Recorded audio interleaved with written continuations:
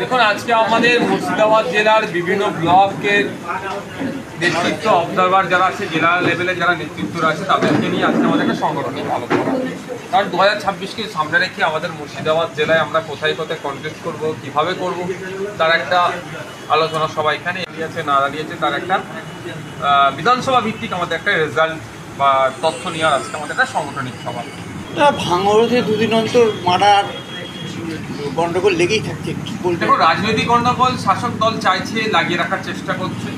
আর যে খুন কটা এই ভাঙড় ডিভিশন হওয়ার পরে ক্যালকাটা পুলিশের যে কটা খুন হয়েছে, একটাও কিন্তু রাজনৈতিক খুন নয়। মার্ডার হয়েছে ঠিক কথা, পুকুরে ডুবে মারা গিয়েছে, সেগুলো তদন্ত সাপেক্ষ। কিন্তু দুর্ভাগ্যের বিষয়, একটা চন্দনেশ্বরের দিকে যে স্বামী এবং স্ত্রী ফ্যামিলি যেভাবে মার্ডার হলো, তার এখনো পর্যন্ত কিনারা করতে পারছে না।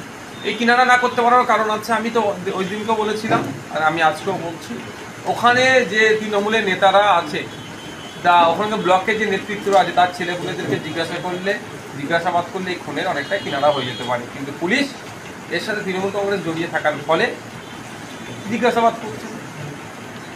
বিভিন্ন জায়গাতে দেখা যাচ্ছে মানে গুলিতে আক্রান্ত বেশি হচ্ছে, কি বলবেন? কিভাবে রাজ্যে অন্যায় সংগঠিত হচ্ছে এবং যারা দুষ্কৃতী কিভাবে তারা এত সাহস পাচ্ছে বোঝা যাচ্ছে। কদিন আগে দেখলেন একটা ছেলে কাকে গুলি করেছে, তাকে যখন জিজ্ঞাসাবাদ করা হচ্ছে, সে বুক ফুলিয়ে বলছে আমি তৃণমূল করি। এবার তার অভাব অভিযোগ কী আছে সেটা তদন্ত সাপেক্ষ, কিন্তু কিভাবে আমি তৃণমূল করি মানে বুঝিয়ে দিচ্ছে যে আমি তৃণমূল করলে 7 খুন মাপ। এই জন্য এই দৌড়াতে বেড়ে যাচ্ছে। গতকাল রাত্রে আপনি বলুন না, একটা কলকাতার বুকে একটা কাউন্সিলরকে হত্যা হয়ে যেত। মানে ওর ভাগ্য ভালো, ওর আয়ু ছিল বলে টিকারটা টিপার পরেও আপনার বন্দুক থেকে গুলি বার হয়নি। মানে কোন আমরা সেফেস্ট সিটি বলা হচ্ছে, অনেক কথা বলা হচ্ছে কলকাতাতে, কেন এই অন্যায়গুলো হচ্ছে?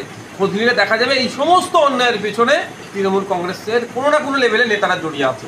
ফলে যারা দুষ্কৃতি মানসিকতা নিয়ে চলছে, তারা দেখছে যে কিছু হলেই তাদের দাদা নেতা কেতা আছে, তারা মাছিয়ে নেবে। ফলে তারা এই অন্যায়টা ডে বাই ডে বেড়ে যাচ্ছে। একটা সময় ছিল বিরোধীদের উপরে আক্রমণ, বন্দুক ধরা, তারপরে আসলে সাধারণ মানুষ, খেটে খাওয়া মানুষদের উপরে বন্দুক ধরা। এখন সেটা পার করে তৃণমূলের দলের নেতাদের বিরুদ্ধে বন্দুক ধরছে। সে বকটিয়া বলতে পারেন, কামারহায় আপনার পানিহাটি পৌরসভার ওখানে বলতে পারেন, আর গত রাত্রে কলকাতাতে। গত রাত্রে তো যে কাউন্সিলর তো নিজেই বলে ফেললেন 107 বা 108-এর কেউ করতে পারে এটা। তাকে জিজ্ঞাসা করলে হয়তো আরও খুলে বলতে পারবে যে কার উপরে সন্দেহ হচ্ছে। দেখুন, যে সন্দেহ যাদের দিকে দিচ্ছে সেটাও তৃণমূল কংগ্রেস, বাইরের কেউ।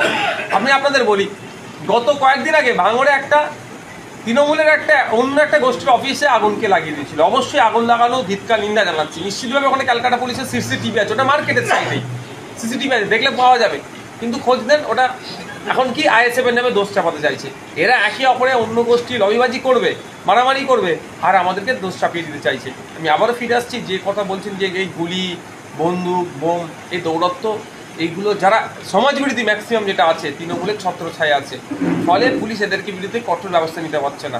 যদি ছত্রছায়া না থাকতো, পুলিশকে যদি ফিরিয়ে আনতে খেলতে দেয়, এগুলো ওভারনাইট 50% ওয়েস্ট বেঙ্গলে বন্ধ করে দেওয়ার ক্ষমতা রাখে আমাদের রাজ্যের পুলিশ। যদিও রাজ্যে পুলিশে প্রায় 15 লক্ষ শূন্য পদ আছে, তারপরেও 1.5 লক্ষ শূন্য পদ আছে, তারপরেও আমাদের পুলিশ এগুলো পারবে। কিন্তু রাজনীতিকরণের ফলে এগুলো বেড়ে যাচ্ছে।